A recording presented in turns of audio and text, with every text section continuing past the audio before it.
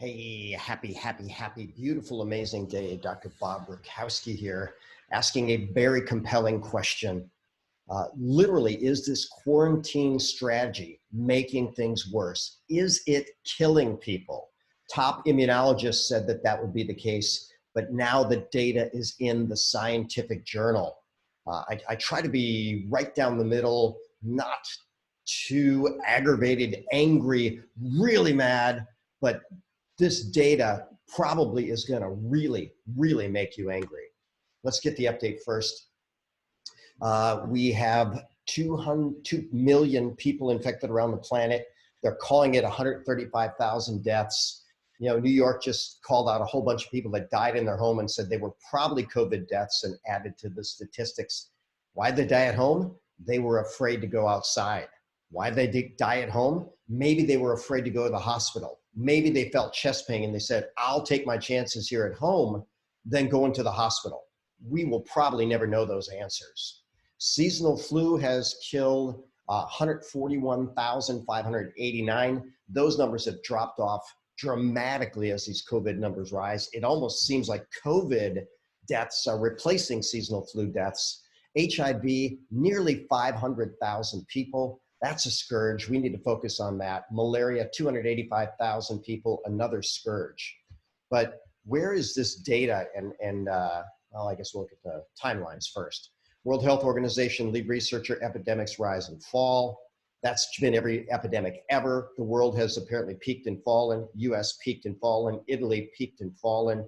UK maybe on the rise. Canada maybe on the rise. Those are both close to peaking and falling. But this gentleman here, Knut Witkowski with the Rockefeller Institute said, look, we've already had 2 SARS pandemics. And if we let this one run its course, it would be over by now. But let's look at this. Here's what he said. He said, we need to take kids in school. We need kids in school.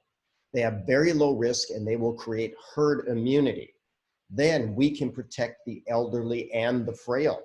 But there's huge science and treatment advances with this. This is from the Journal of the American Medical Association, March 27, 2020. They said treatment of 5 critically ill patients with COVID plasma. Basically, they took COVID recoveries, they took their blood, they spun it down, they got the plasma. I'll show you what that looks like later, having antibodies in it, and it passed it to the people. All 5 critically ill survived. Then we will go to the Proceeds National Academy of Science. They did a little bigger study. And when they transferred antibodies from COVID survivors, it resolved the virus issue, the virus in the bloodstream, in just 7 days, and dramatic improvements there. So I'm going to give you the significance right here, right now. This is right from the Proceeds National Academy of Science. Basically, it says COVID-19 is currently a big threat to global health. However, no specific antiviral agents are available for its treatment. In this work, we explore the feasibility of using plasma from people who recovered to rescue severe patients. They just didn't give it to people that had a sniffle. The results of the 10 severe adult cases showed that 1 single dose of plasma from someone who survived could significantly increase or maintain the neutralizing antibodies at a high level, leading to disappearance in the viruses in the patients in 7 days. Notice clinical symptoms and other rapid signings rapidly improved within 3 days. The x-rays of the lungs showed absorption of the lung lesions within 7 days. The results of this can serve as a promising rescue option for people with severe COVID. So here's what they need. They need people that have beat this COVID. Heck, they don't even need to know they had it. They have the antibodies. They could donate and they could save critical patients. What happened? Their inflammatory process went down. Their immune system picked up. Their oxygen saturation improved. Their liver function and enzymes improved. All improved by getting plasma from a healthy COVID recoverer. Now, they say, what is convalescent plasma? It's from blood from people who have recovered. So they take someone who recovered, they do a blood draw, they spin it down.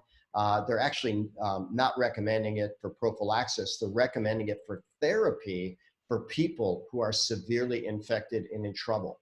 So here's what this says. It says anyone who has recovered from COVID can donate. Now, that doesn't mean they're going to use your blood.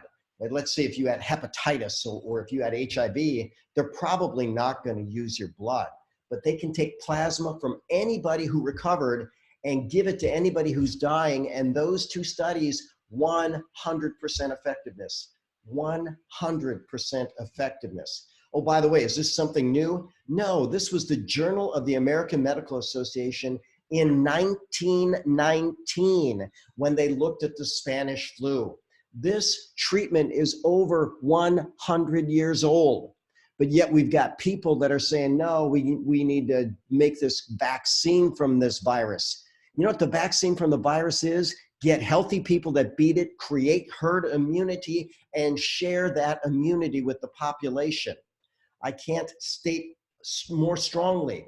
We have solid evidence that herd immunity is really, really good. In fact, that is what has created survivability of our species. Some data suggest up to 300,000 years man has been on planet Earth. So here's the story. Fear and Plague are walking through the desert and they come across a man. And the man looks at him, he says, well, what are you two doing today? And Plague looks at him, he says, we're going to go to that town over there and we're going to kill 10,000 people. And the man looks at Plague, he says, wow, you must be a really strong Plague. He says, no, I'll only take out the weakest 100. Fear will do the rest. Confucius said this thousands of years ago. Life is really simple. We insist on making it complicated. Listen, there's a bug going out there. Take healthy strategies. If you're sick, stay away from the public.